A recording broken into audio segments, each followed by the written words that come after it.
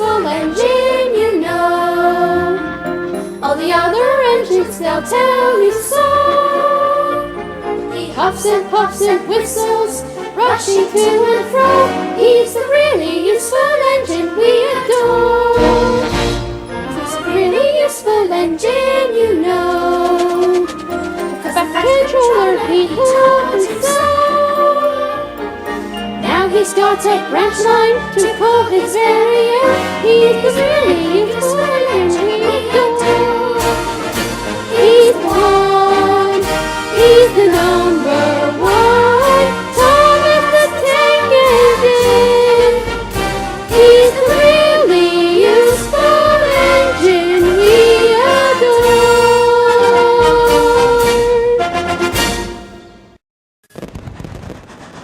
The engines on the island of Sodor look forward to Halloween. They love the Fat Controller's fireworks and the children dressing up as wizards and witches. They also love Edward's spooky stories. They say that on Halloween the ghost engine returns to the smelters looking for his lost woo-woo whistle. Ooh, ah, spooky, the engine said, all shivering a little.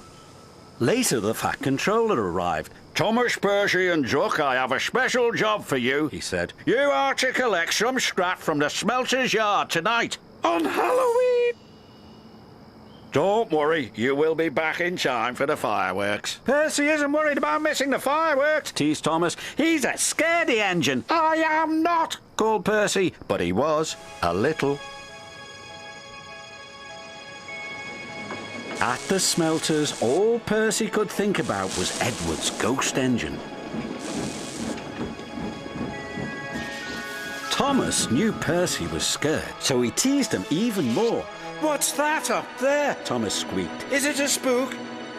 It's just a piece of twisted scrap, Percy said nervously. Isn't it?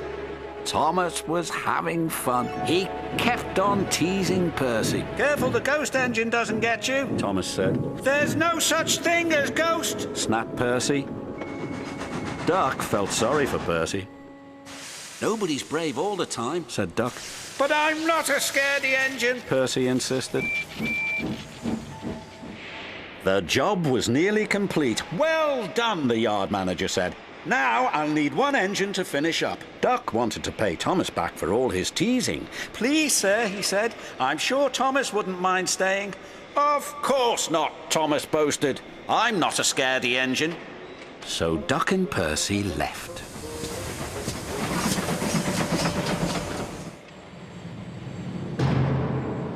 When Thomas was by himself, every sound and every shadow was spooky.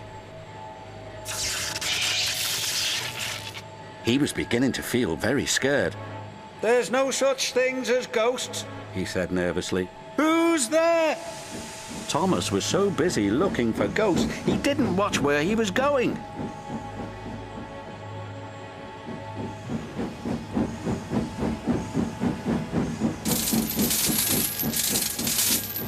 The chains felt like ghost fingers. Something's got me! Thomas wheezed and set off an old steam whistle.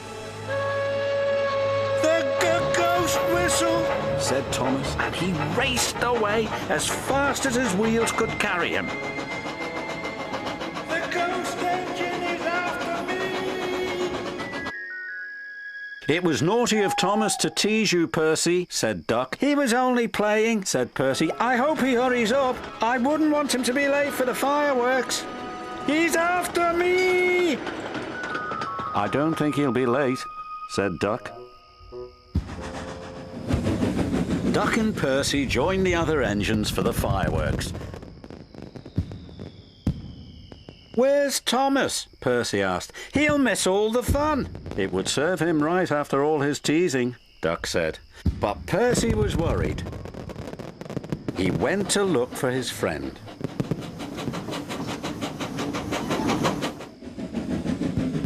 He found Thomas all alone in the shed. Are you all right, Thomas? He said. Yes, I'm sorry I teased you, Percy, Thomas said. Duck was right. We all feel scared sometimes. And we all have to say sorry sometimes, said his friend. So come on, Thomas. We can watch the fireworks just as well from here. And he was right.